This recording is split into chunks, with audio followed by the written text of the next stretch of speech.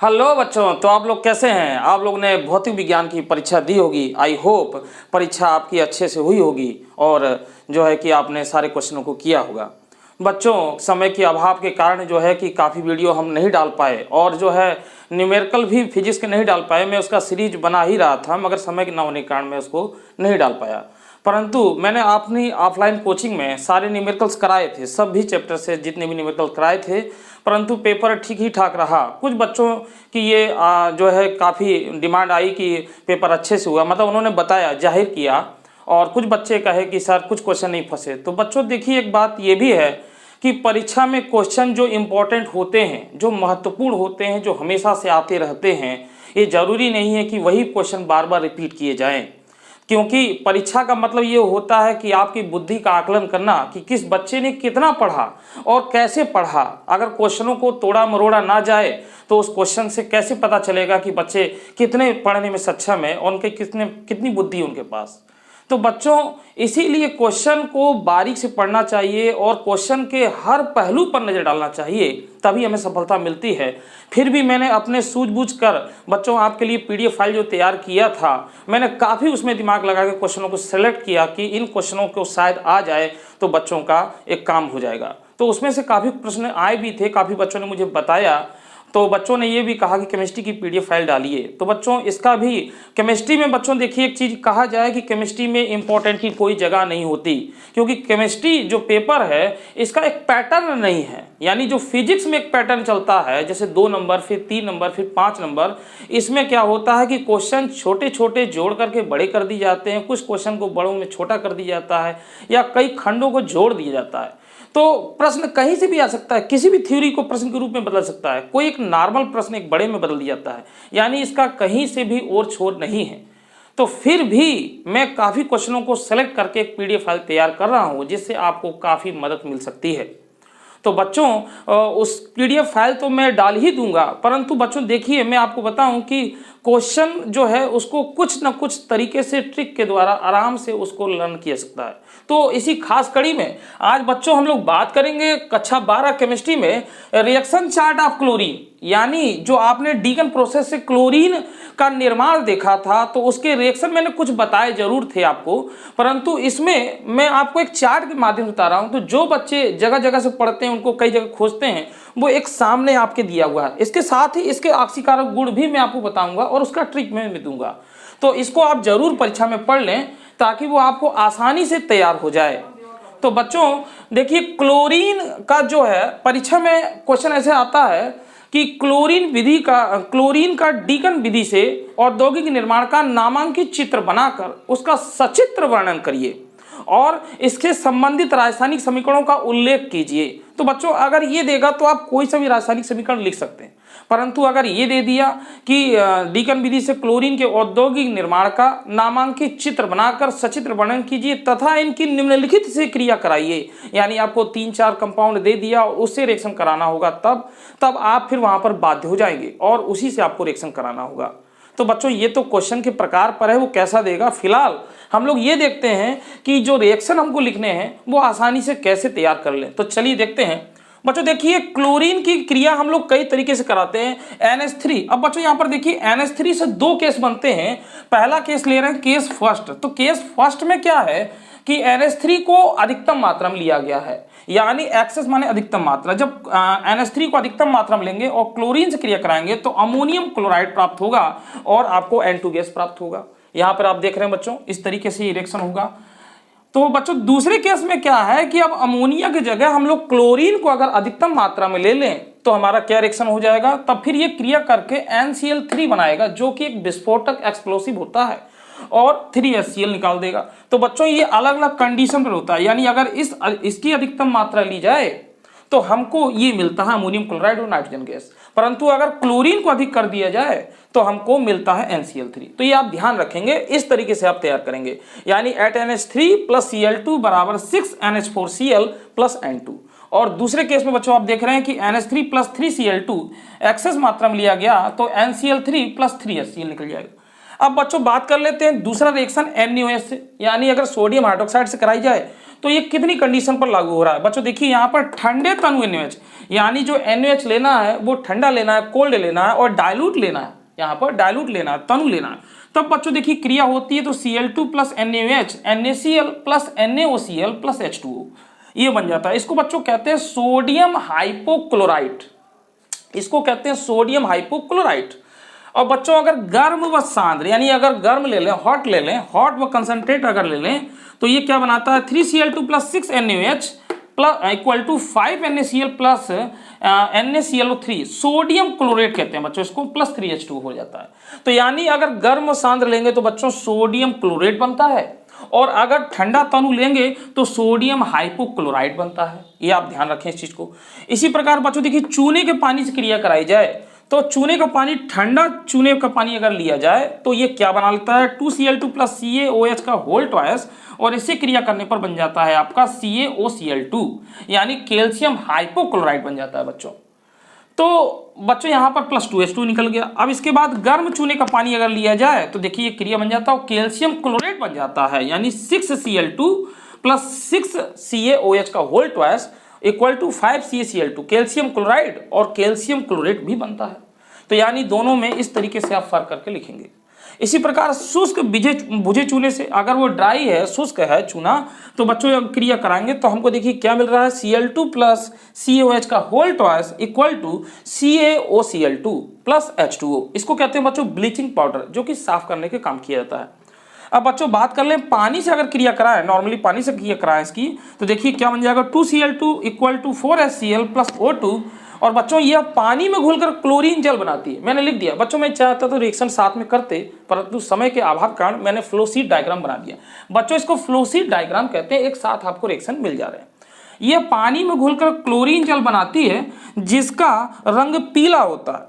Chlorine जल एक प्रबल ऑक्सीकारक। बच्चों ये प्रबल ऑक्सीकारक जो है, यहाँ पर देखिए O2 की प्रेजेंस आ रही है, O2 उपस्थित है, इसलिए ये एक प्रबल ऑक्सीकारक है क्लोरीन जल। तो इसीलिए इसके ऑक्सीकारक गुण भी होते हैं। तो बच्चों फटाफट इसका एक स्क्रीनशॉट ले लीजिए, इसको नोट कर लीजिए। तो अब हम लोग इसके ऑक्सीकारक गुण पर बात करते हैं, जो कि बहुत ही ज्यादा इंपॉर्टेंट है, कभी कभी वही पूछ लेता है रिएक्शनों में। ठीक है, तो आप इसको नोट कर लें।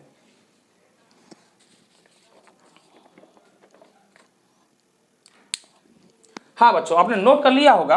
अब मैं इसको मिटा रहा हूं, देखिए अब मैं इसको मिटा रहा हूं, देखते हैं इसके ऑक्सीकारक गुण।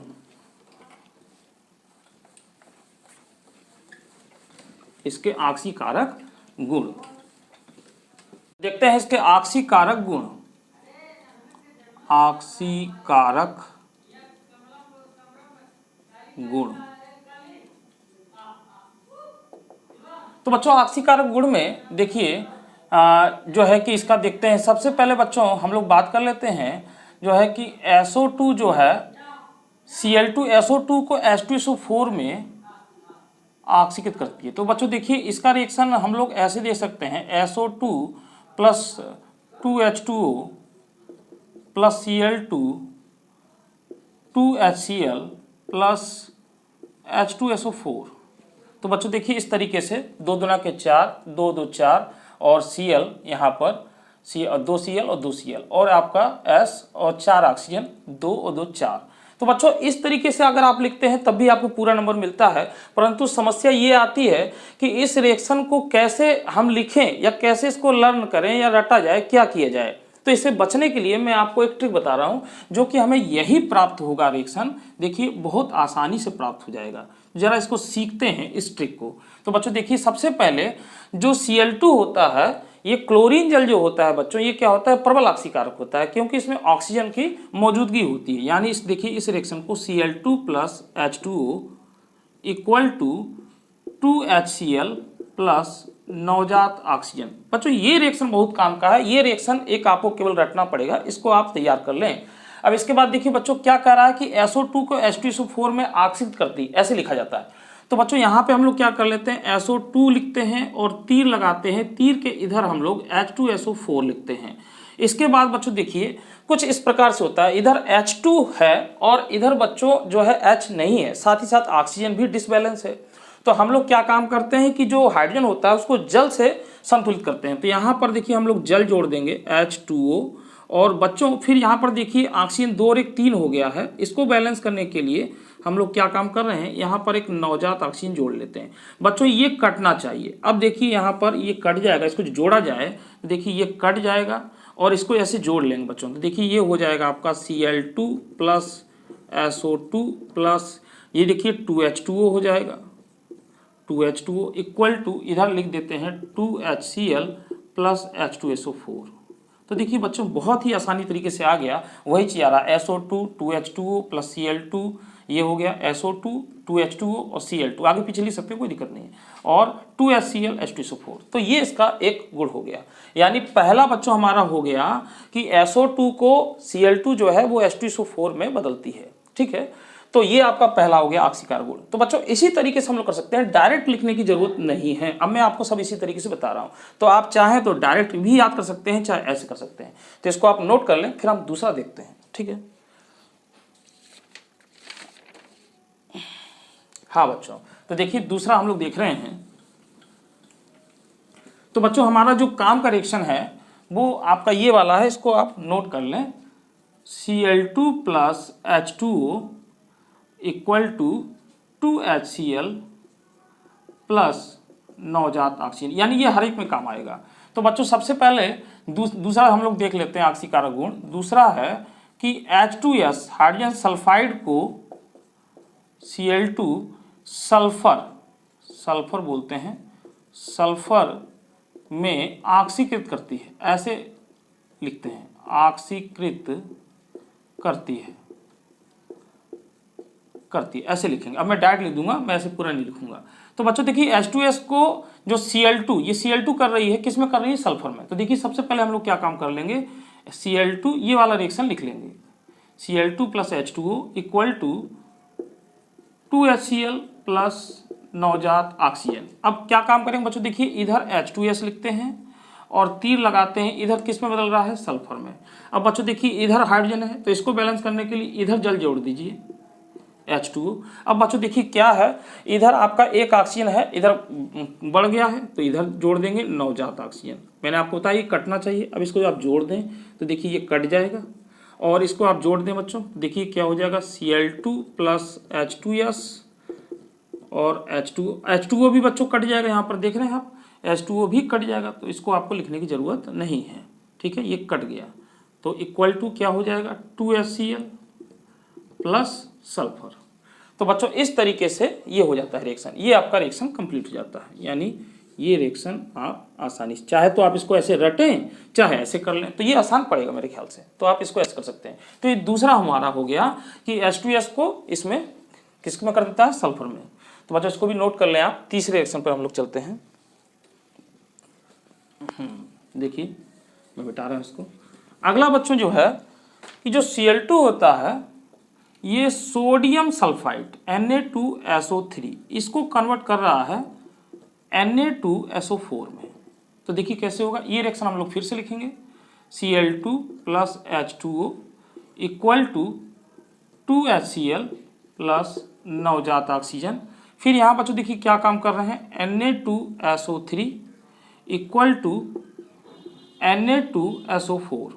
तो बच्चों देखिए ये बहुत आसानी से हो जाएगा। इसमें ये 3 ऑक्सीजन इधर है और 4 इधर है, तो इसमें एक जोड़ देंगे हम लोग, एक जोड़ देंगे। अब बच्चों इसको देखिए जोड़ लीजिए, तो ये कट जाएगा और ये इधर क्या हो जाएगा, Na2SO3 प्लस Cl2 ये हो जाएगा plus H2O equal to 2HCl plus Na2SO4।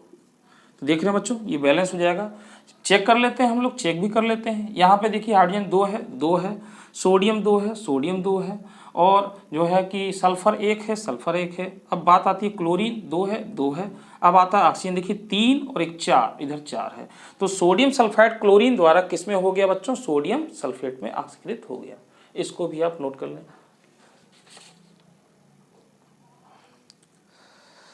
अब इसी तरीके से बच्चों एक अगला हम लोग और ले लेते हैं, एक और ले लेते हैं, मिटा रहा हूं इसको। देखिए अगला है फेरस क्लोराइड। फेरस क्लोराइड को बच्चों ये ऑक्सीकृत करता है FeCl3 में, यानी फेरिक क्लोराइड में।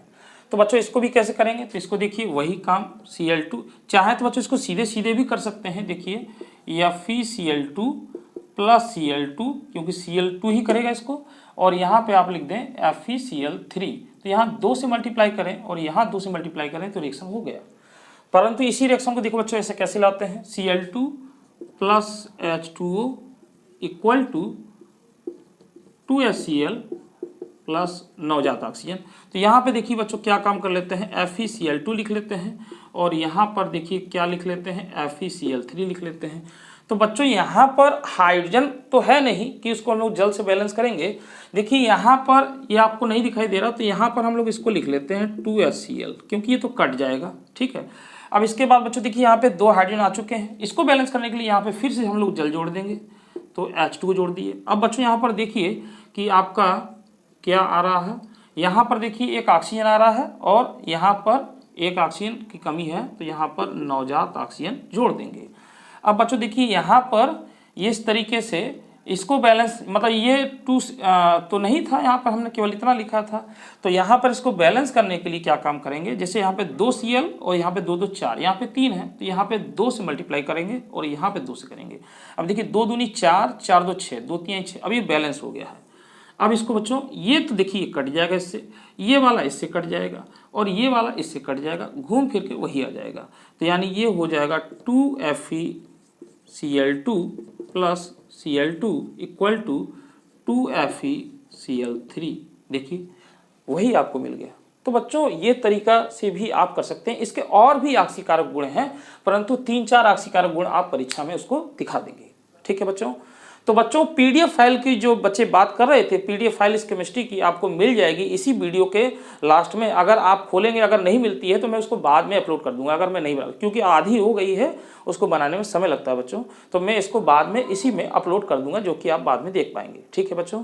तो और अन्य वीडियो के लिए बच्चों मुझे दीजिए इजाजत, ताकि मैं जल्दी से आपकी वीडियो और अपलोड कर सकूँ। आपके पास अभी समय है और उसको आप देख पाएँ कल, इसलिए मैं उसको बनाने में लग जाता हूँ, ठीक है। तब तक मुझे दीजिए इजाजत, धन्यवाद।